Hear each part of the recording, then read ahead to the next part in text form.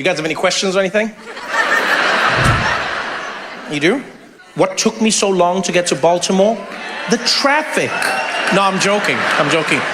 Because the show was postponed.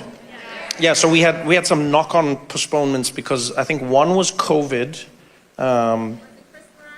Was it what? Was it Chris Rock? I like you. What's happening? Like, bring me into your world. Wait. Tell me more. The week I was supposed to perform in March.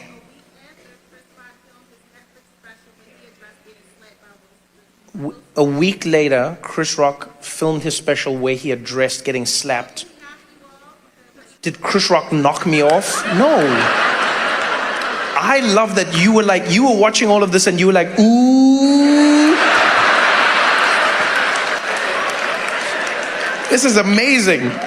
You thought Chris Rock knocked me out of Baltimore and then I couldn't perform because of him. That's amazing. No, first of all, Chris would never do that to me. Like, as comedians, especially comedians who are friends, we do a good job of knowing where everyone's performing. But I really love this idea. You thought I had beef. I was sitting there. You were watching Chris Rock's thing, waiting for me to come out and slap him. Keep my week out your month.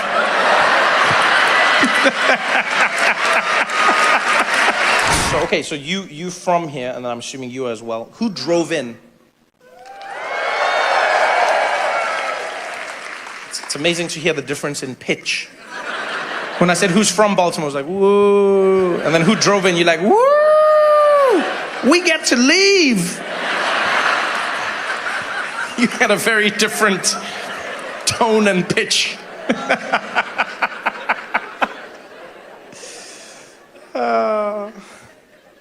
No, I've had a good time. You know, the aquarium was fun.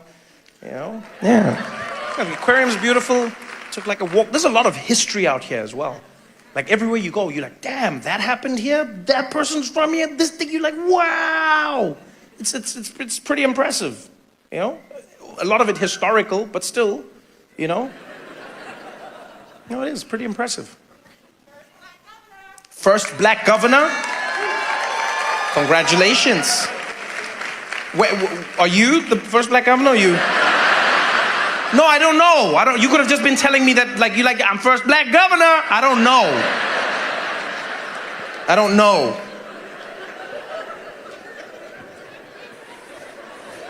When was the first black governor? Now?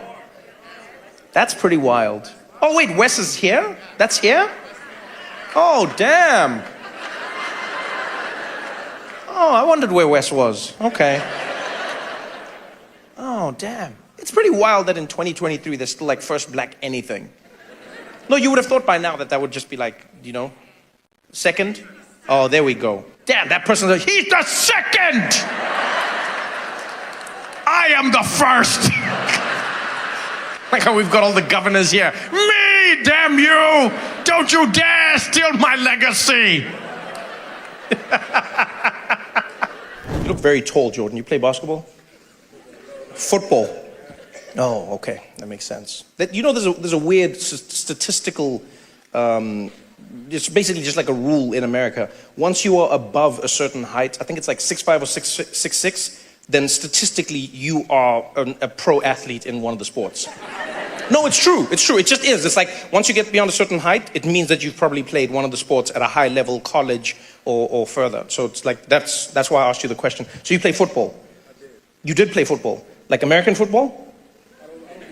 Oh, I don't. You like? I don't do soccer, man.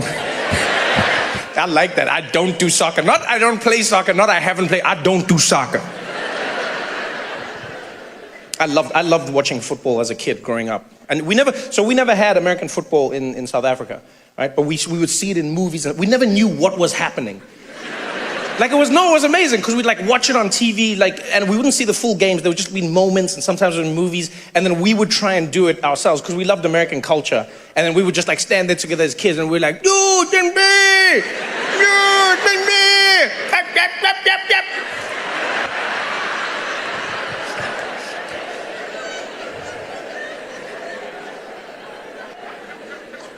I love that. I love that you played football and you're like I don't do soccer. So what position did you play in football?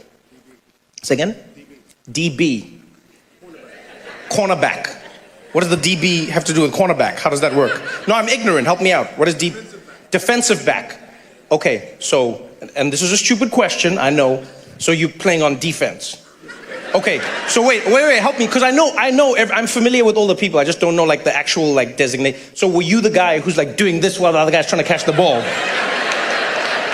Yes? That, I love like that. I love your position. You're like a professional hater. That's what you are. I always think everyone in life has that person where you're like trying to do something in your life. You're like, I can do it. And someone else is like, no, you're not going to make it. No.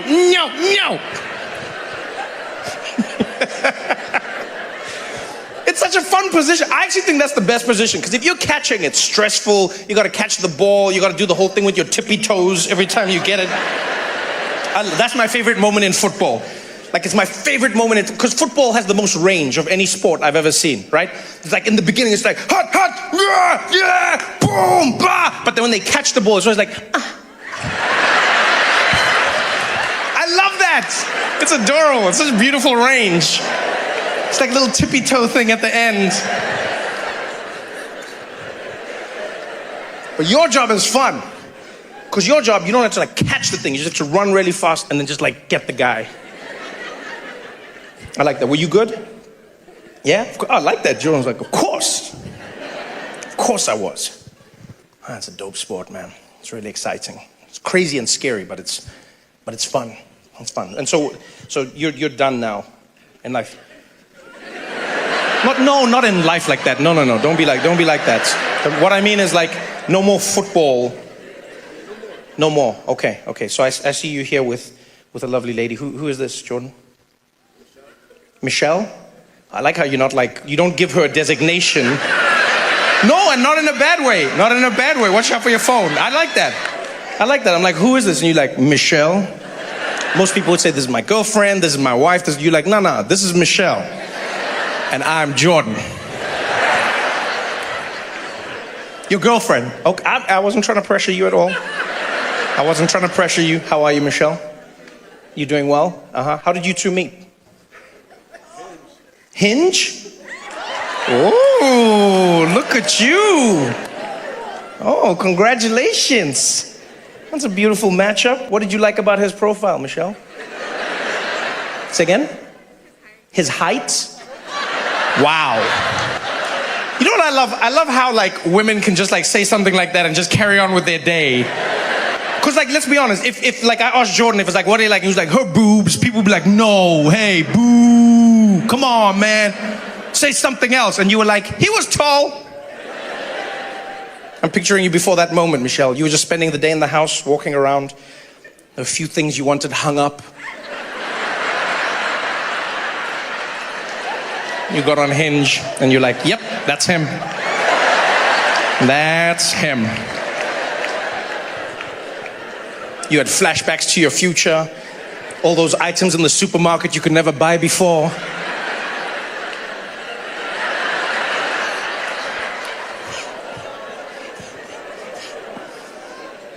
That's adorable. So what was it for you, Jordan? What did you like?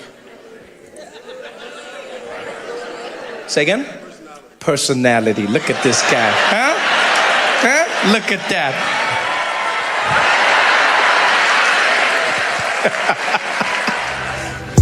You know, one of the biggest things we don't appreciate in South Africa, I've learned to appreciate it since I moved to the US, is what a civil relationship we have with our police. Huh? We can fight with our police when they stop us, with not one thought in your head of losing your life. That's a luxury in America. I didn't even think about that. I just moved to the US to start working on The Daily Show. And one day I was driving and I got pulled over by a policeman, right? And I get pulled over by this policeman. And being pulled over by the police in America is a stressful experience, because they make it a game show where you've got to try and figure out what's going on. In South Africa, it's simple, straight to the point. You get pulled over, the Metro Police comes there, he tells you, my friend, You were speeding. License. Letter. License plus no seatbelt. License. Then immediately you're in the game. Oh, come on, man. Come on. Hey, don't come on. Nothing here. Seatbelt. When, let it license. Busy driving here. Shoemaker. Yeah? Yeah. Now you're in the game. You know, it's time to talk. It's time to work things out. In America, they don't play that game. Policeman walked up to my window. I was sitting in the car. Got up there. Good afternoon, sir. Good afternoon. Sir, do you know why I pulled you over? Shouldn't you know why? Why are you asking me? No, I don't know. Sorry, what did you say? I said, I don't know why you pulled me over. I pulled you over, sir, because you were speeding. Oh, okay, I didn't know. Do you know how fast you were going, sir? Did you not check your notes before you came? I feel like this is part of now I'm doing your job and my job at the same time. Sir, are you giving me attitude? No, I'm not giving you attitude. I'm just saying you can't ask me why you stopped me and then ask me how fast I was going. Next thing you're going to ask me to write my own tickets. Sir, are you giving me attitude? You're going to get out of this car right now, sir. Are you giving me attitude? And I was just talking to the guy because I was like, look, man, you can't say. Here's the craziest thing the cop said to me. He looked at me and he's like, sir, I'll tell you something. You were going 100 miles an hour. And I was like, 100 miles an hour? I was like, how did you know that? Where's can I see the thing? He's like, what are you talking about? I was like, show me your gun. And he's like, I got whoa, not that one, whoa. I want to see the laser gun. Show me the speed. He's like, I don't need that, sir. I estimated that you were going 100 miles. I was like, estimated? What does 100 look like? Can't just estimate 100. So he's just gonna look. He's like, I can do that, okay? I can look and estimate. I'm like, dude, that's a dangerous thing to do. So you just look and then you go, that guy's going 100. You can't just estimate. Imagine if I just did that with you, where I'm like, estimate standard 7, pelele. Yeah? Can't just do that. I'm sorry, sir. What did you just say to me? I didn't say any. I'm just saying that it's not fair for you to. It's a weird experience with police over there. And my friend was in the passenger seat. He was shitting himself the whole time. He was just like, yo, dude, shut up. Yo, dude, shut up. Shut up, Trevor. Shut up, Trevor. You're going to get us killed. Shut up, Trevor. I was like, what do you mean get us killed for what? Why are we getting killed now? He's like, shut up, Trevor. Shut up, Trevor. I take that for granted. Because in America, you could get shot. You know, and you read stories and you see stories of black Americans getting shot, and that is true. They get shot at a disproportional rate. But white Americans also get shot by the police all the time. White police in America, police in general in America, are trigger happy. They don't play games. It's all racism. It's just police as a whole. Shoot first, ask questions later. There they are. You! Freeze! Did I get that order right? We take for granted the relationship we have here. In America, you read stories of people getting shot because they pulled out their wallets. In South Africa, you'll get shot because you didn't pull out your wallets. We're always talking. That's my favorite thing about South African police, is that you feel like you're part of what's happening.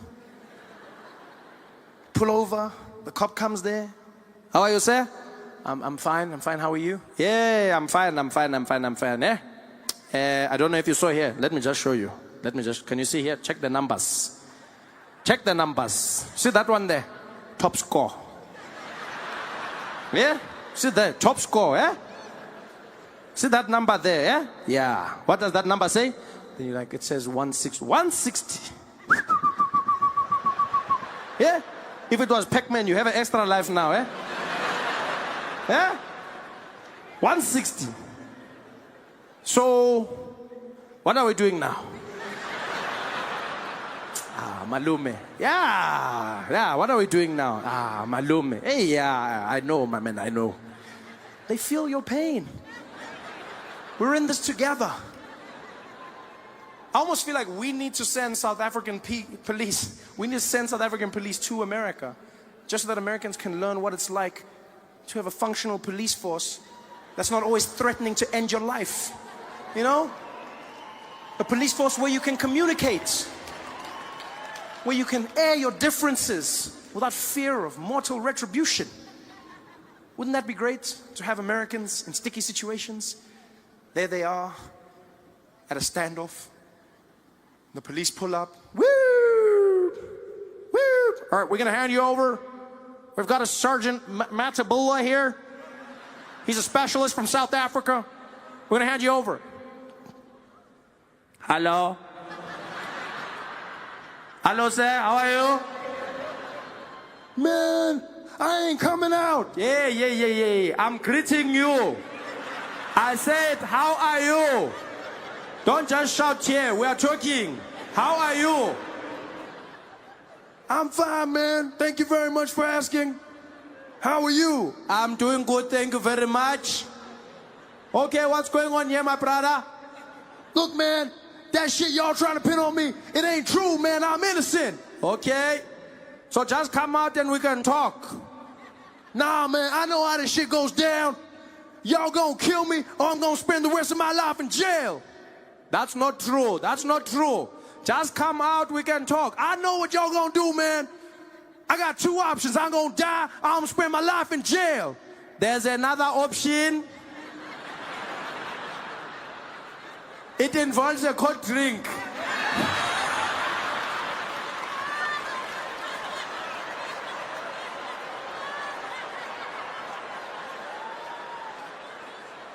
Doesn't have to be this way. I go down to the pharmacy one day. I have to buy pain medication for my mother. So I get there with the script. The woman's behind the counter. She's like, hi, sir, can I help you with anything? I said, yes, I need to fill this prescription, please. She goes, okay, sir, let me just check there. That's for Mrs. Noah? I said, yes. Okay, dear, hold on, miss. Oh, I'm sorry, sir. We don't have any stock there. So what do you mean, no stock? She says, yeah, we got nothing of that medicine. She says, okay, well, when are you getting more? Oh, we're not going to get for a few months, eh? There's a back order problem.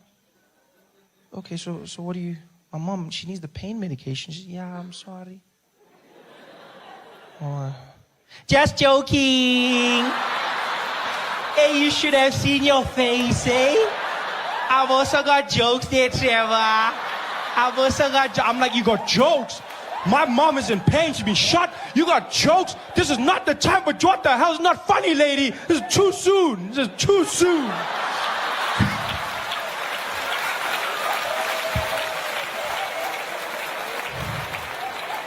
It's too soon.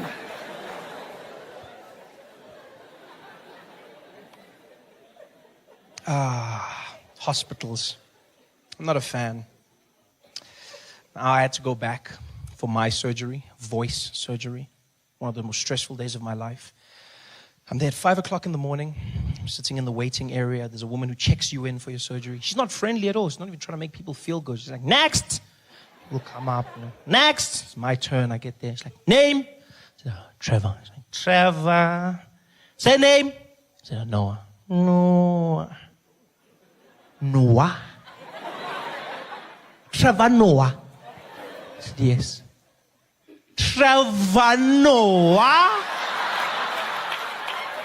I said, yes. The comedian. The one who's making the jokes, eh? Yeah. Jokes about us when we're on strike, eh? No, not that one. Not that one. It's another one. It's not me. It's another one. It's like, yeah. Yeah, you are here now, eh? It's not funny now, eh? No, it's not funny. It's not funny. It's like, yeah. Where's your jokes now?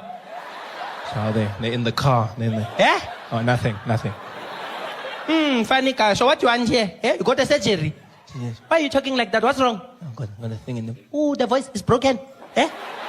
Did you break something? We pull them down. Eh? What's wrong? It's sore. I said, yeah. Oh, I'm sorry. It's sore. Said, oh, you want the medicine? I said, yeah, please. Okay, let me just check. Oh, they say laughter is the best medicine, eh? Yeah. So why don't you just make a joke and fix there, eh? Yeah, just make a joke inside, funny guy, eh? Funny. Even me, I can do it for you. I can make a joke, eh? I can fix there. Knock. Who's there? Nobody. Yeah. Funny. Next.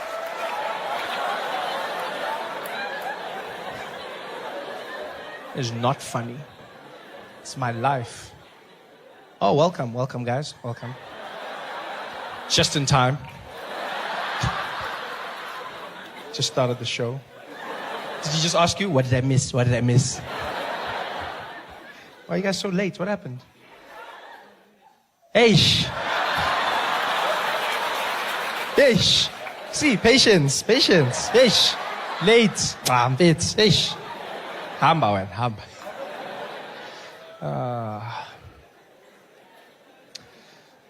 Luckily, the voice surgery was a success. You know, I had a great doctor. I was blessed enough to be able to heal. And I can do the shows again. The most important thing, though, is the tea. As weird as it sounds, I have to drink it. It's a mixture of rooibos, lemon, honey, ginger, sea salt, and bicarb. Disgusting, but it works. Which is great. I can do my shows in South Africa. I can do my shows in Southern Africa, which is fantastic. You know, I started doing that, going out into Africa. Have you ever been into Africa, sir? No? What's your name, if you don't mind me asking? Gerard. Never been out into Africa? No. The reason I say into Africa is because this is not Africa. No, South Africa is not. This is Africa light, guys. This is. Don't get it twisted. When I say Africa, I mean Africa, like Africa. No jokes. No white people. Nothing. It's just you in the streets, Gerard. Just you. You see like one other white person, you get happy. Yeah. It's a reflection.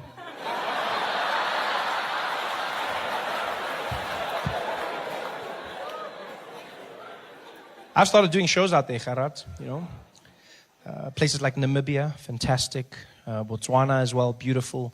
Wanted to go to Zimbabwe, but I skipped it. No, because I don't want to die. That's the only reason. You laugh, but I mean this, because you can't make jokes about Robert Mugabe in Zimbabwe. If you do this, then you get arrested and sent to prison for mocking the president, right?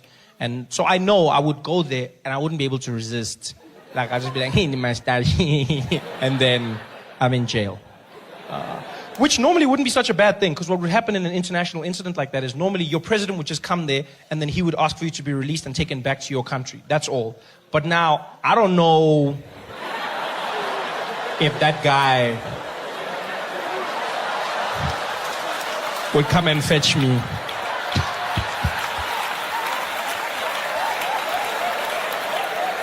I can see him sending Mugabe the email now. It's fine, Bob. Keep him.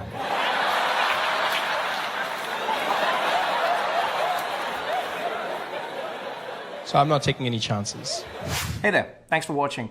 Now, all I need you to do is click on that little circle on your screen. Yeah, that one. Oh, yeah, just like that. Hold on. Yeah, click. Nice. You've got great radio stations. I was listening to a Power 106 when I was coming down here. Fantastic, yeah, the hip-hop radio station. The only thing that was weird, I don't understand, is why do you guys censor your hip-hop on hip-hop radio stations? I understand when I listen to Kiss, they played a hip-hop song, and then they censor. I was like, okay, maybe some people don't like, but then on the hip-hop station, they censor hip-hop. Why would you do that? It's a hip-hop station.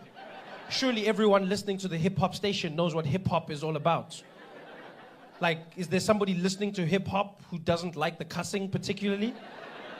Who are the people that made these laws? Who was that person who was like, you know what, I can't handle the cussing. I just can't handle it. Please, cut it out. But keep the misogyny. Keep that in. Keep that in. Because these hoes ain't loyal.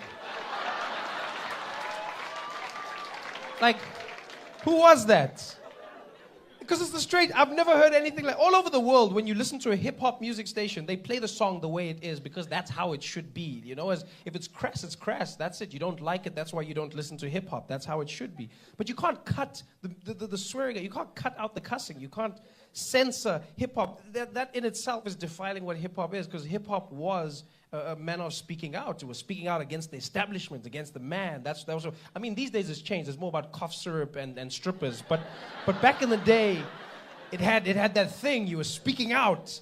You can't censor hip hop now. It makes hip hop sound uncertain. I've never heard anything sound so bad in my life. It sounds like the rappers are insecure now. It sounds like they're unsure of themselves, like they're suffering post-traumatic stress or something. Because the guys come out and half of the words are missing. It's just like, yeah, when a dope want you. But you can't do it for you. I can make a rich. But I don't, bro. This ain't loyal. No, this ain't loyal. It's just like, what is going on here? You ready, B? I don't think I'm ready, man. I don't think I'm ready. I'm really stressed right now. I actually didn't think this through. I'm gonna go home. I need a nap. Hey guys, thanks for watching. Make sure to subscribe to my channel so you can win cool prizes. And by prizes, I mean surprise. There's no prizes. It's a free YouTube video, you greedy. Just click the video, man. Why you want free things on free things? I don't complain anymore. I genuinely don't. Because I've learned you complain everywhere in the world. Like when you travel, you realize how many people complain everywhere in the world. South Africa seems like we're crashing until you go to other places and they seem like they're crashing. I went to the UK. You think the UK is having a fantastic time. South Africa's like, oh, that's my dream. That's my dream. That's my dream if I can just go to the UK. Oh, the UK. Oh, wonderful place. Oh, I just need to go there. The motherland. Oh, just to touch the ground of my home. Oh, so it's not that great. People in the UK are suffering. They're having their own poverty. Old people are dying because they can't put in their heaters during the winter. This is what's happening in the UK, the Great Britain.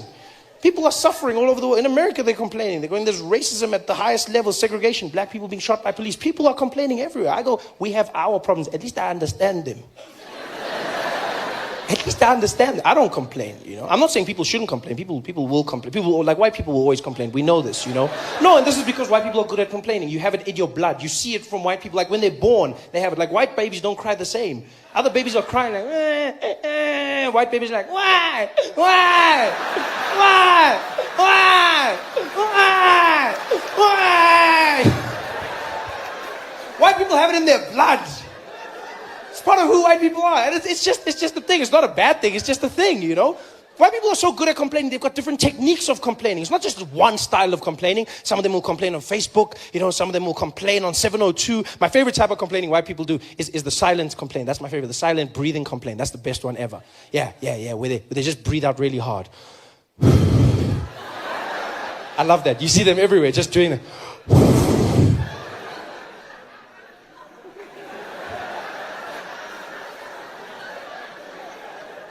The best is it almost multiplies by more than what it is when two of them see each other. That's it, like it becomes a powerful thing. I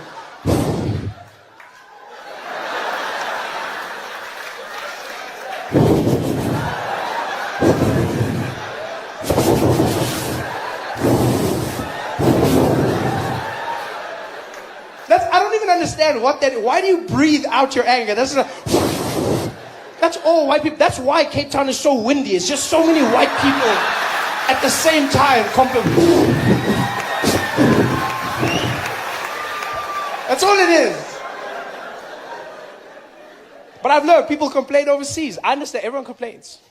You know what I hate though? Is when someone complains about my country. I hate that more than anything in the world. Yeah. Because you know what? There may be problems, but it's my country. As my mom always said, this is my I'll solve it myself. That's how I work. Because I was in the UK and this guy, we had a conversation. Started nicely and then took a left turn. In the middle of the conversation, he goes, yeah, that's really interesting. But you know what your problem is, Trevor? You know what your problem is in South Africa, yeah? You know what your problem is? I said, no, but you'll tell me, won't you? So yeah, I'll tell you, Trevor. I'll tell you what your problem is. In South Africa, you've got too much crime. That's the problem. Too much bloody crime. Yeah. Crime and vuvuzelas. That's your problem. That's a crazy, he didn't even pause when he said crime and in the same sentence. Crime. He didn't walk away. He didn't go like, crime, that's the problem. Oh, you know what? And no, he went crime and vuvuzelas. Like in equal measure, these are the plagues of our nation. Like every day we battle crime and like mothers are seeing their children leave the house going, Temba, be careful of the crime. Nama vuvuzela, yazwa? Look after yourself, boy. It made it sound like every day in South Africa, people are getting shot randomly in the streets. They're like, hey!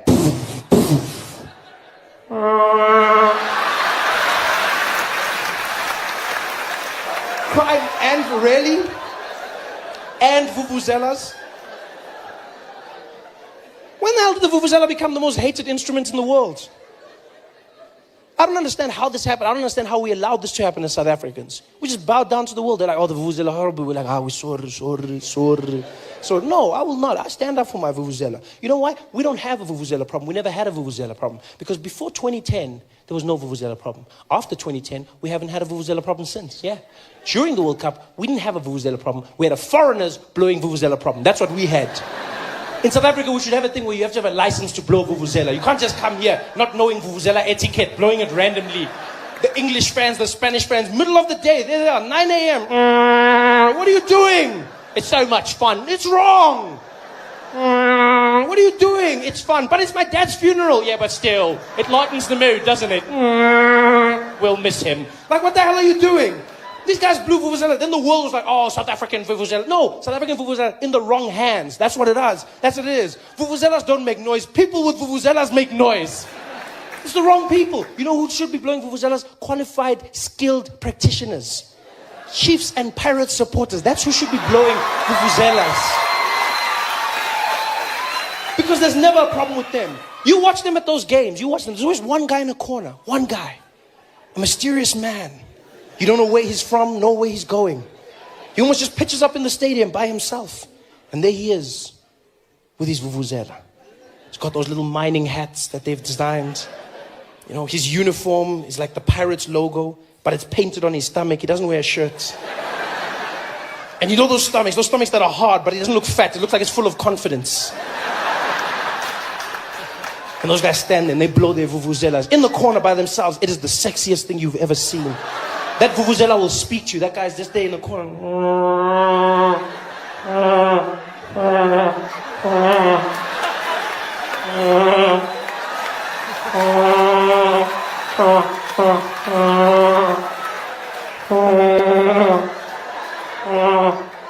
It's so sexy. You watch that guy standing there looking like a Zulu Kenny G. He's just, oh.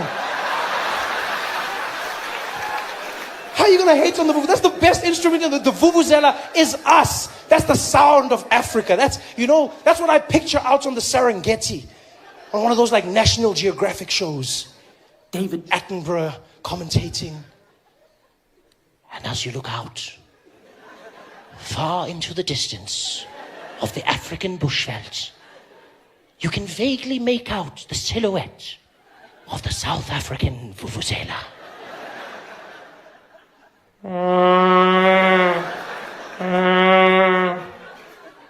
The male vuvuzela is a stunning creature. And it is mating season now. He has roamed for kilometers searching for the perfect mate.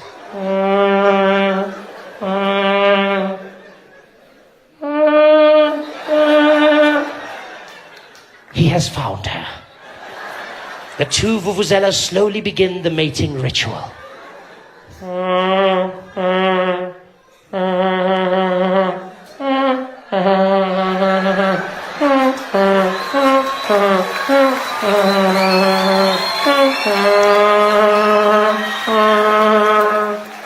The female is impressed. She assumes the position as the male slowly mounts her and they begin procreation.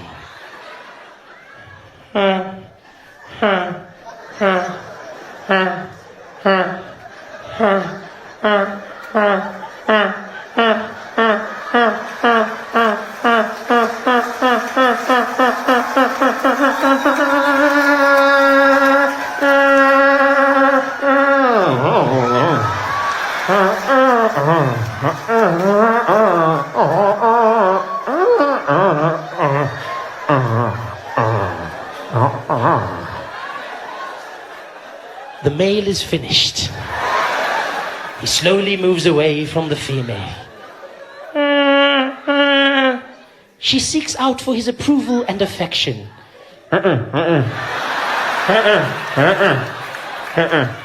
He just wants to sleep. How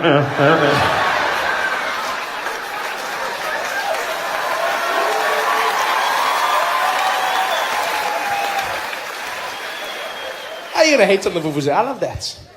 Hey there, thanks for watching. Now, all I need you to do is click on that little circle on your screen. Yeah, that one. Oh, yeah, just like that. Hold on. Yeah, click. Nice.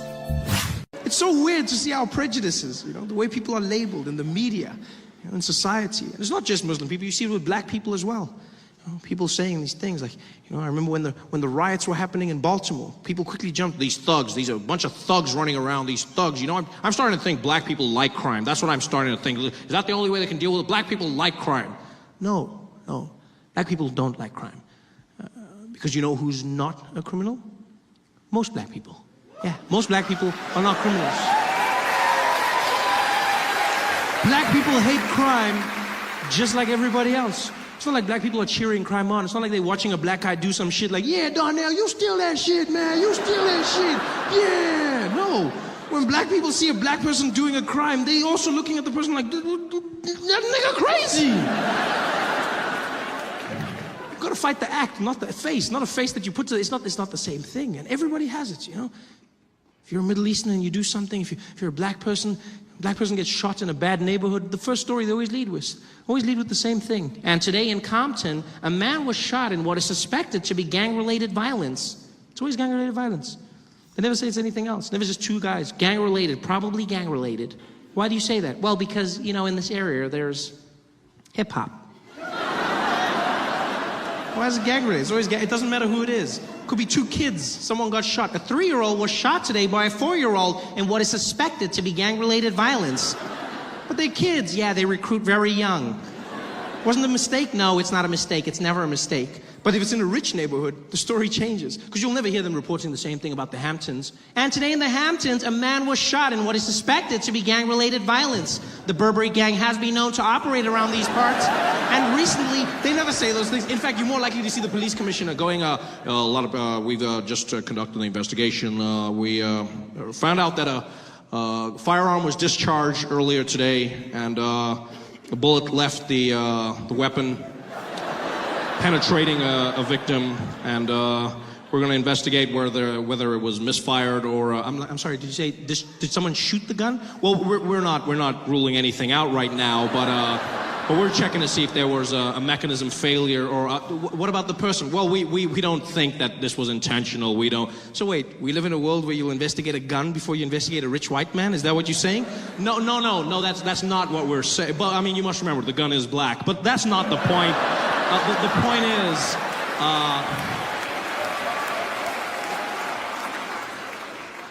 it's so weird how our prejudices have given everyone their lane.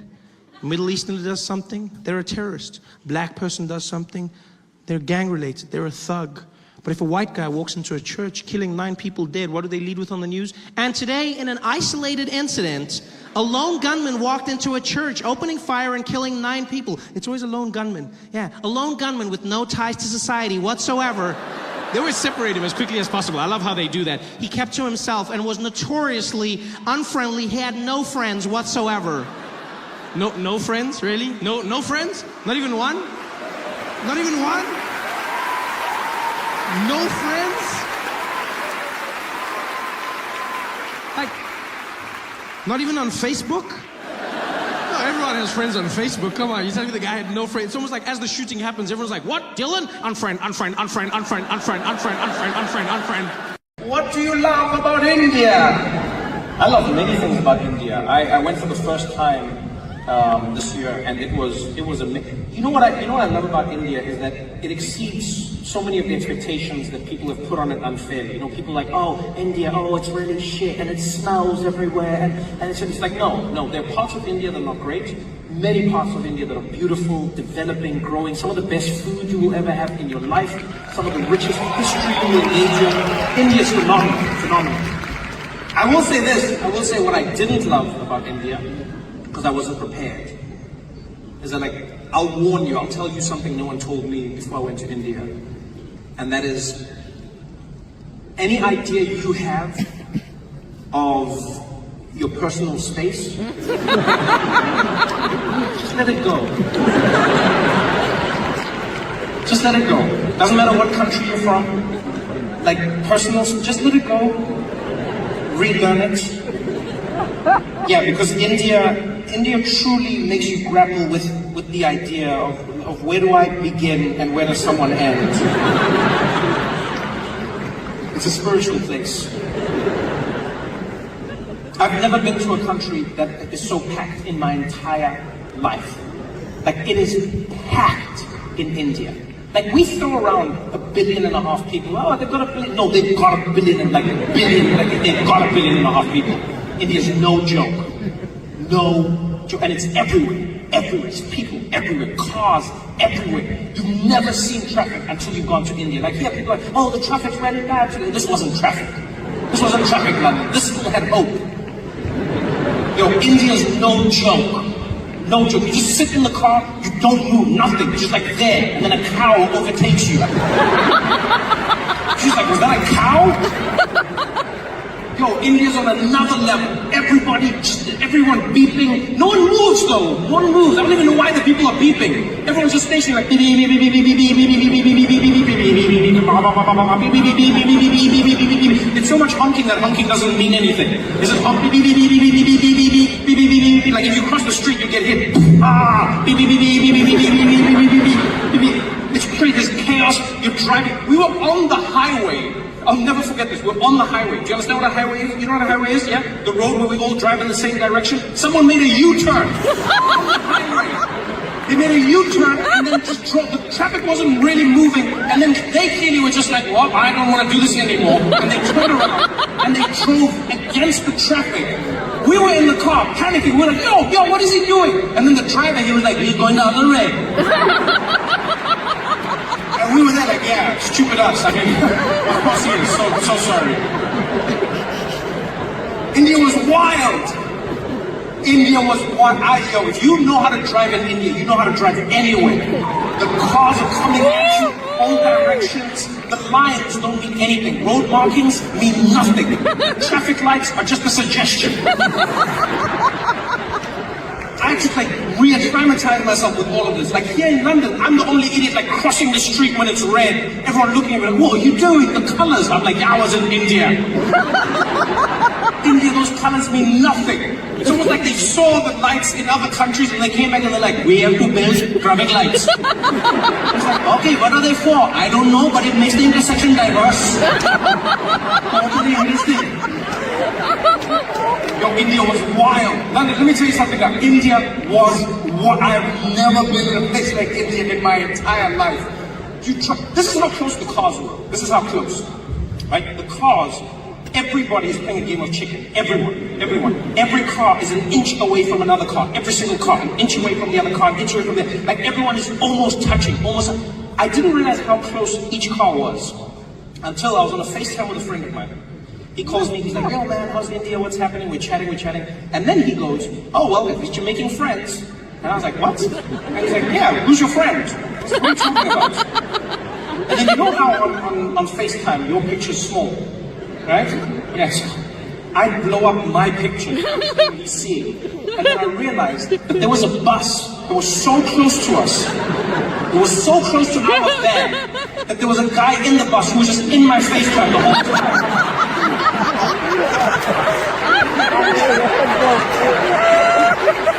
I've never seen anything like it. Yo, India is rock and roll, people. India is truly rock and roll. All space, personal. We were at the Taj Mahal. At the Taj Mahal, right? I'll never forget this. We're at the Taj Mahal. And it's one of the most beautiful places. If you ever get a chance, go see it. It is a wonder of the world. We're standing in a line because they have a ton of security in India at public places because of the terrorist attacks that happened years ago, right? Same thing in London and Paris, etc. And so in India, you'll stand in a line divided into men and women. And then what happens is when you get to the end of that line, there's a metal detector, and then on the other side there's a little podium that you have to stand on, and then there'll be like a man in military fatigues, and they'll wand you down with another metal detector, and then they search you. Very thorough, very thorough. So we're standing in these lines, men, women, standing there lined up. And we're lined up the way you normally line up, right? And it's my friend, and then it's me. Right? And I'm close enough to my friend that like I could whisper to him, he couldn't fall without touching me. Like it's general rules of engagement, right? And so we're moving forward. We get to the metal detector. In India, you have to stand in it and wait for a moment, and then you step through. He gets into the metal detector. I'm behind him. I turn to say something to our friend who's in the women's line. I turn back. There is now an Indian man who is in the gap that I didn't know existed between me and my friend. My brain didn't understand what was going on because I turned and I came, now my friend was Indian, like in a second. You know, sometimes the human brain doesn't compute quickly enough, so I came back and I was like, what? And this guy wasn't even being a dick, by the way. He didn't like push in, he wasn't mean, it was like clearly a cultural shift. Like I was going, he like took my space, he was like, there was so much space. Clearly this guy didn't want to be in it. And he just slid in there and he stood. And it was just there. It was just like, I was so shocked at his magical appearance that I gasped. Like I literally, audibly gasped. I was standing there and he got in and I was like, oh! And I think in that gasp, I created more space because two other Indian men slotted in between us.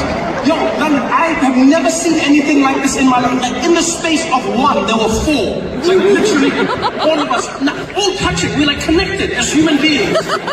Like our breathing was synced. I could feel all of our heartbeats at the same time.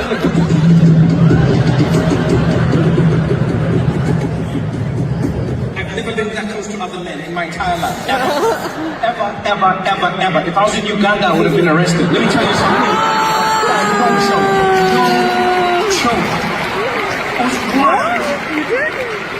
Like, I could see why they didn't have a line for women. If there was a woman in that line with me, she would have been pregnant. There's nothing we could have done. It's like it would just be. You just get to the other side and be like, all right, what do we name it? Nice meeting you. Nice meeting you. And it was wild. So you're in the line. So now I don't want to get left behind again. I don't want more people. I don't want to lose my space. So my friend goes through. I'm waiting for each Indian guy to go through. Now I'm uptight. I'm like, I'm not losing anything. I'm like holding on. I'm holding on. I get into the metal detector, get out on the other side. And you climb up on these little stairs onto the podium, and then the guy wands me down, and then he starts searching. And when I say searching, I mean searching. Not this like play thing that our security does on this side of the world. You know, like here when they pat you down, they just do that. Like this, you know? It's like that. It's just, no. In India, when they search you, they squeeze. Every part of your body, they squeeze it. Squeeze it. That starts at your shoes, pressing down. I'm like, what kind of gun could fit above my toes? Squeeze it, comes up, squeeze the ankle, started coming up my calf, squeezing every inch of me. So I was like, if I have a gun or cancer, this man will find it. Squeeze all the way. And then I was fine until he got above my knee.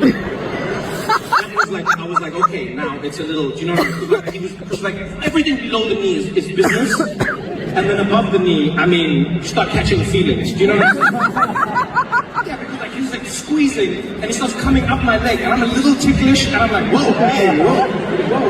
Like he's squeezing me like even like a close lover hasn't squeezed me. Coming up my thigh. There was a point where my penis was like, yo, what's going on here, man? What's happening? I was like, no, it's not what you think. It's not what you think.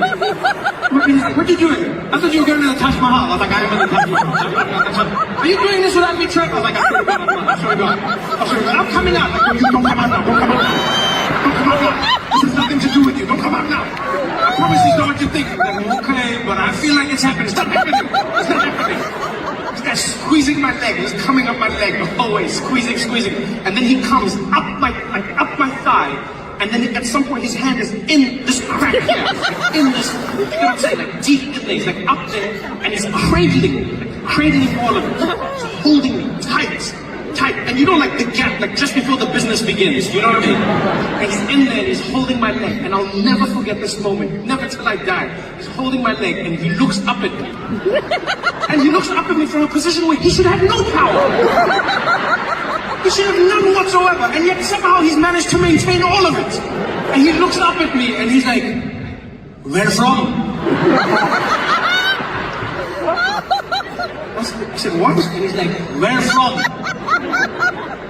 I was like, I think it's from my father, technically. Is that how genetics work? I don't know. I think it's... He's like, what? No, you, where from? You, where from? I was like, oh, where am I from? South Africa. Okay. And then he moves to the other leg and squeezed it all the way down. Let me tell you something, London. I have thought about that man almost every night since then.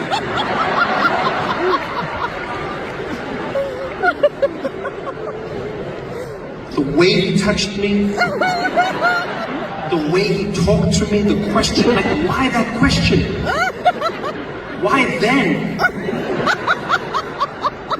And I was like, was there a wrong answer? Like, was South Africa the only reason? Like I keep thinking, I'm like, was I this close? Like, I always imagine him just like coming up my leg and getting it. He's like, where from? Where from? And like, I was like, Pakistan. He'd be like, Yo, man, love you. You guys have been so much fun tonight. Thank you for coming out. I had such a great time with all of you. Thank you for being here. Thank you for coming out again. Good night, y'all. Did you have fun? Oh, this is amazing. Thank you for coming with me. Bop, bop. Surfing is a crazy sport. There's no need for you to be in the water at that time. You might get eaten by a shark. I do not feel sorry for you. I feel bad, but not sorry because you knew the thing was there. What's crazy is you even have experts that defend sharks. I don't even know when this started. When did we start defending killers? Like, we defend them. They're out there in the ocean, they're killing and stuff. And then you have these shows, Discovery, Shark Week, 50-50, shark experts. And they come out, hi guys, I just want to tell you a little bit about sharks. Did you know that sharks aren't the mean killers everybody paints them out to be? Sharks don't even like eating humans. They don't. How do you know this? How do you know this? I mean, for things that don't like humans, they've eaten a lot of them, eh? You have to admit. They've eaten a hell of a lot. Surely the memo would have gotten around by now. No, they don't like eating humans. What happens is they get really confused, because from underneath they see you paddling on the surface and they mistake you for a seal. They think you're a seal and they come up and they grab a bite, and then by the time they realize you're not a seal, it's too late. It's not their fault. They're just sharks. Like, really? Why don't those same people come and defend like black people when people are saying black people commit crime, black people crime? Like, why don't they have those same people there, you know? Like, these blacks always robbing people, these blacks always, and they come and, well, actually, guys, black people don't like crime. Yeah. What happens is they get like really poor because of things that have happened in the past. And then like some of them resort to criminal activity to try and make ends meet. And so when they see you from far, they just get confused because you look like an ATM. Because you freeze every time they see you. You freeze. And then they poke you and money comes out. Yeah. It's not their fault. They're just poor. It's a lot of rubbish. That's what it is. Sharks don't like people. How do they know? Do they ask them? Yeah, don't like. Tastes like Marmite. I don't surf. I sit on the beach and I enjoy it from there. It looks beautiful. I enjoy it. And I'm sitting on the beach in Malibu. And it's during the week, so it's really empty. There's just one girl surfing out there, California babe, and she's rocking it, you know. And she's got long blonde hair and tan, looking very fake, and just, you know, she's riding her board and doing her thing, and all those unnecessary surfing moves that people do, you know. Just stay here, there's no need for. And surely, sure enough, at the end of it, like she's doing those things, and the wave comes like, and I was like, you're dead. But she wasn't. And she comes out of the water and she's having the time of her life. And she looks over at me and she's like, hey there. Are you like gonna come in? The water's like super amazing. I said, no, thank you. No, thank you. I'm just gonna sit here. I'm just gonna sit here and watch you. You're very good. Keep it up. She's like, OMG. You talk funny. No, I don't talk funny. You talk funny. Where are you from? I'm from South Africa. She's like, oh, wow. Like Africa? How did you get here? What? I used my monkey grip under the plane. How did you get here? She doesn't even wait for my answer. She runs. She's in the water. She's doing her thing, surfing, having a good time, doing those things. She comes back out, and now all of a sudden we're best friends. She runs out onto the beach. She's like, hey, Africa. I'm like, hey, America. So, like, you don't surf at all? I said, no, I don't. Where I'm from, we don't really surf. Johannesburg, there's no surfers out here, you know? She's like, that's too bad. Like, do you guys have waves in Africa? Do we have waves? A grown human being asks me if we have waves on a continent. Like, no, we don't. Yeah, by the time the water gets outside of the world, it's just so tired. It's just, you know, so worn out from all the traveling. It tries, but it's,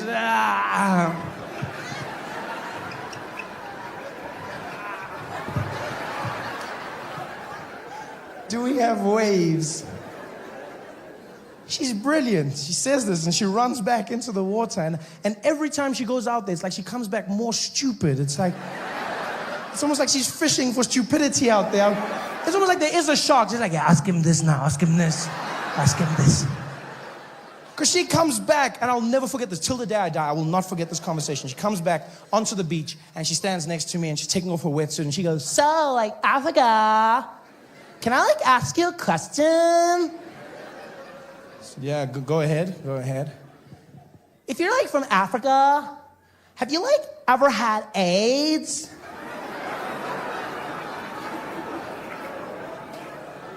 You know what's funny? Is I wasn't offended by the fact that she said AIDS. But I was offended by the fact that she said, ever had AIDS. Like AIDS is something you could had, like a passing flu, just, you know? Hey, John, I didn't see you at work last week Thursday. Where were you? Yeah, bro, yeah, I had a bit of AIDS there. I just hit me hard. Took some Corinza, now I'm back, bro. Ever had. And you know, I know as a child of a continent that's ravaged by this disease, it's my job, it's my duty to educate people when I meet them. You know, it really is a part of who I am. But you know when you look at someone in their eyes and there's no hope. It's just that old SABC tone, just like doo. You know, so it's only two of us and I'm bored. I figure, why not have some fun? And so I look at her and I'm like, yes. Yes, America. I've had AIDS many, many times. She's like, oh, wow, really? Oh, my God. So aren't you gonna be like super skinny and dead or something? I said, no, AIDS is not as bad as you think. It's just like chocolate, you know? You just shouldn't have too much at one time. You're just like, AIDS. Oh, too much AIDS. Oh. And then you stop for a bit, and then afterwards you're like, more AIDS. You know, you just chill. She's like, wow, AIDS is like chocolate? I said, yeah, you should try it sometime. She's like, no, that's disgusting. So then if it's like chocolate, then it's gonna get all melty, and I'll be covered in like AIDS chocolate, and I'll be all sticky, and I'll be all dirty. I was like, yeah, then you just take a shower for the... No, what are you... Oh, no, don't you laugh at my president. Damn you, people, damn you. I don't accept your laughter, damn you.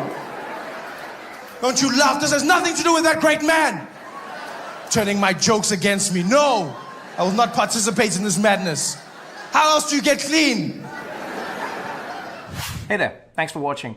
Now, all I need you to do is click on that little circle on your screen. Yeah, that one. Oh, yeah, just like that. Hold on. Yeah, click. Nice. Who is the most beautiful race in South Africa? That's what they were voting about. Who is the most beautiful race in South Africa? Voting results came out. White people won the vote. It's Cape Town. What was more interesting was the dynamic of the voting. Because what happened was, the white people voted for themselves. Yeah? The black people also voted for themselves. Colored people voted for themselves, but then half of them voted for white people. No, not half of them. There's no joke there. Just move on. Not half, like just half, like the number. Not, hey, go away right now. Go away. You brought your own jokes to the show. Go away. And that's how white people won. Yeah. Now, I've got two problems with this competition. First of all, it's a tiny bit Nazi-ish. The most beautiful race? Really? Right? It's a slippery slope. You got to be careful. What's next? Huh? The least needed race? Huh? You got to be careful. And the second problem I have with this is the conclusion itself.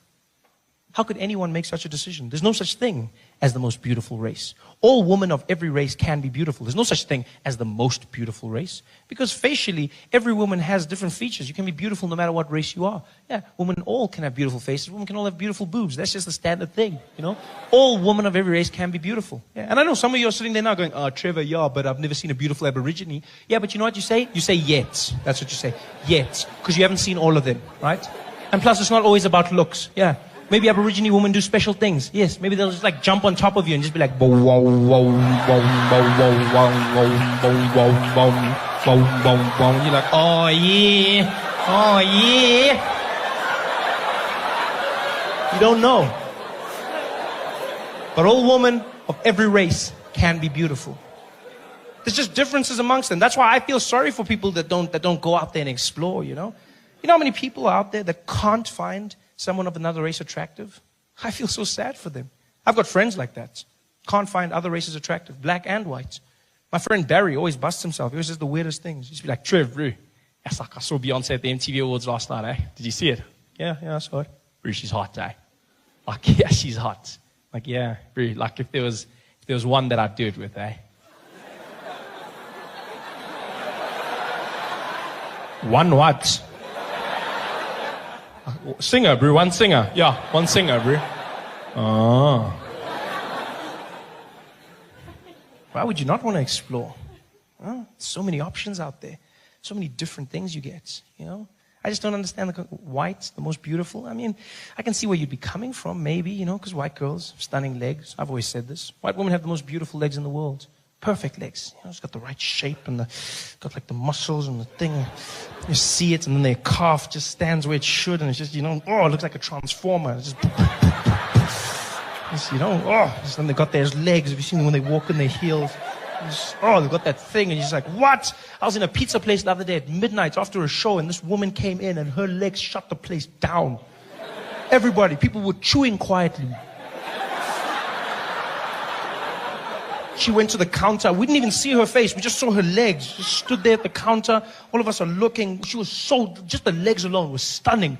Stunning. I didn't even see who she was. I mean, she could have turned around and been a man and still like, yeah, I would have been like, oh, okay-ish. Super hot. White women have the most beautiful legs, stunning legs, and they've got great looking hair. Great looking, but looking hair. That's why looking, not great hair, because their hair falls out like too much for me. It's just like their hair sheds. I don't know what it is about white women, but your hair is always shedding. It's just falling. I don't know what you did to your hair, but it clearly hates you because it's always trying to leave your scalp. The hair. No, white women shed like all the time. You don't date a white woman. You date a white woman in a lint roller because that stuff is everywhere.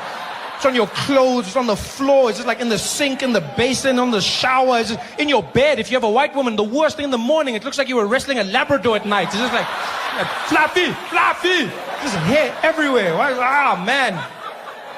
It's too much sometimes, too much. And it goes in their mouth and they're going to talk and the hair's in your mouth. How are you going to have hair in your mouth? Why you just move the hair? You're not saying, no, there's hair in your mouth. Don't say nothing. Hair everywhere. Whereas Indian women, you don't have that problem with them. No, Indian women, their hair, perfect hair. They're just as beautiful as white women, but then they don't have the hair problem. No, they don't. That's where they got one up. Yeah, because Indian women have strong hair, sexy hair. It's black and it's silky and super strong. You just grab it and have you seen it? Oh, it's just like, just grab it like a chariot. Take me to India. Indian women have amazing hair. It's the best hair in the world. You know it's the best hair because even black women wear it. That's when you know your hair is great.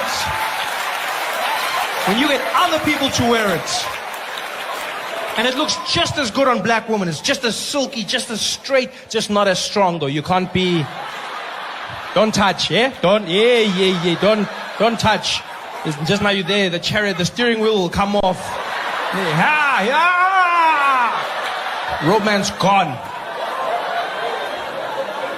Indian women are stunning. They're beautiful. They've got beautiful features. Look at the Miss Universe competition. There's always an Indian woman in the top 10. Always Miss India, huh? You even look at Miss America right now. Right now, Miss America is an Indian woman. That's when you know you're hot. When you're winning other countries' competitions. Stunning, next level, beautiful Indian woman. Everything about them. Until you get here, and then... I don't know what happened because, hey, Hey, it's tough here, eh? No, because Indian girls get skinny. Like, they got like these, super skinny, and they got big knees, and, look like a brown flamingo. It's just like, you're like, no, man, how do you... Because they're so hot, but then the legs, it just looks like a long distance runner or something. It's like Miss Universe and then Haile Selassie. It's just, wow. Oh man, why? It's just, it's not my cup of biryani, man. It's just, it's balanced, but they're still beautiful. All women can be beautiful. Oh, there's no most beautiful. I mean, you look at colored women. Are you kidding me? Colored women? What? Colored women are beautiful. Beautiful and dangerous.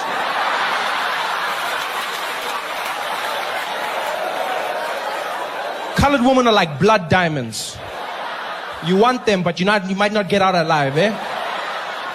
Because they've got something about, they've got the right mix, the right features. They just got that thing. Oh! And you know what I love about colored women? It's the fact that they're faithful. They are so faithful to their men. When they say till death do us part, they mean it. But it's your death. Because you don't leave a colored woman. You be like, I'm leaving you. You leaving this earth? Ooh, Yana. So there's a balance. It's still beautiful. All women can be beautiful. Black woman. I'm willing to bet South Africa has by far the most beautiful black woman in the world. In the world. Stunners, great bodies, great vibe. They know how to dance. They've got culture about them. They're beautiful. Yeah, they might not love their hair, but they make up for it in other places. Other places. Gerard, have you ever, Never dabbled in the quota system, Never. Because you see, Gerard, there's something that a black woman will give you that no other woman can. No other woman. And that's ass. But I mean ass, Gerard. Not just, I mean ass.